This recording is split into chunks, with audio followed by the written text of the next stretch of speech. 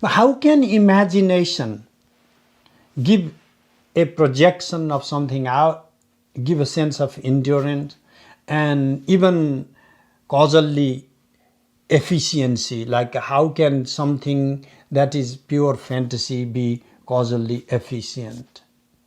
Pashya indrajalikam rama nirupadana yogataha bhasayantam jagat chitram sankalpad eva sarvataha sadharanam sthiram swartha kriyarham bhuya evatu swatmani upasamharecha jagad evam vibhasate. Look at it. Parashurama, you can see what is happening here, that without any upadana, without any material cause, by mere samkalpa, by mere fantasy, a magician is capable of revealing, manifesting his own world. Now here we are talking about those type of magicians who are actually able to produce things. It's not about some hand tricks that we are talking about. And these classical texts do talk about magicians who could perform the magic of creating objects out of thin air. Sadharanam, they are generic in the sense that it is not just the magician shows some apple like for me and then the other person doesn't see it. They are capable of producing something, an object that appears to all as real. Sthiram, enduring, like lasting, that's stable. So the things that we see being produced by magician appear to be lasting. Swartha kriyarham, and also having some causal efficiency. And then what they do, what the magicians do, they do not keep these things floating out, swatmani, and then they retrieve these objects back to themselves. Swatmani upasamharecha jagat evam vibhasate. So this is how the world manifests. So we are going to the original magician. That is why Maheshwara is considered Lord Supreme. Lord Shiva is considered Mayika, and also we have many narratives like in which Vishnu is considered Mayavin, and then the goddess is called Vishnu Maya. So it is by the power of magic that and then sometimes we get an example of a yogi, Chidatmai vahi devonta sthitam ichhavasad vahi yogiva nirupadanam arthajatam prakashayet. Like the yogis are capable of producing objects the same way. It's a pure consciousness has that capacity. So the manifestation of something external and their endurance and even their capacity to produce result is all possible in magic. That is what the text is saying.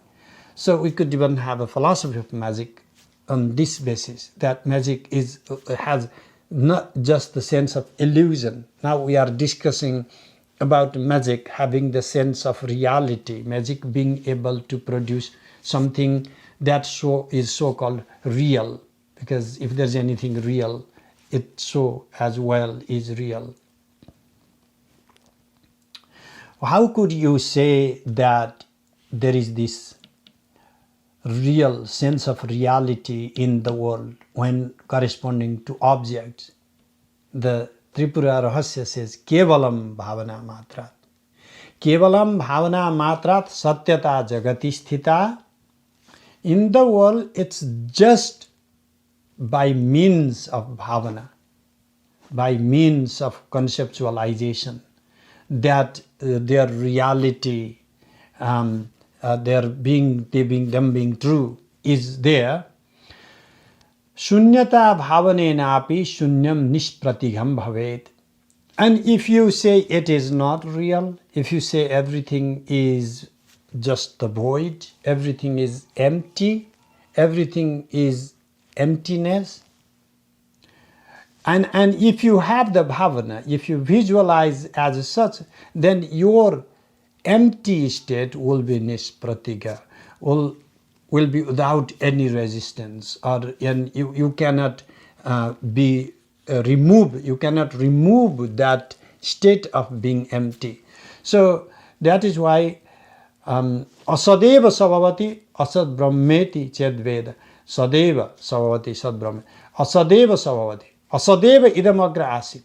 So how do we understand when you think upon non-being as the foundation and you negate the being of the world and your own being?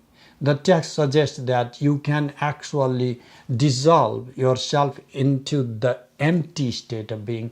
But that emptiness is not a total negation or annihilation. From the perspective of these texts, there is this residual empty state remains there till the time of great annihilation, Mahapralaya, and then in the new cycle of creation, even the empty state gets stimulation because everything comes out of the void, and that is when those abiding in the state of emptiness are also coming out due to stimulation even of the state of the void.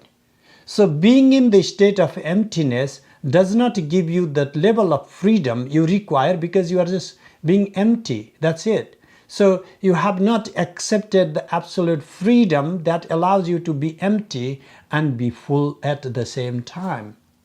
And that would be the path of Tripura.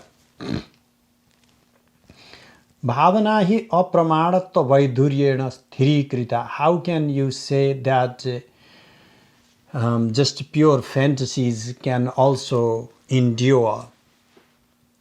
There is no apramanata. So rather than trying to confirm the validity of imagination being real, what it is saying is there is no negation of the constructive power of imagination. We cannot say that our imagination does not give sense of reality for as long as we have that sense.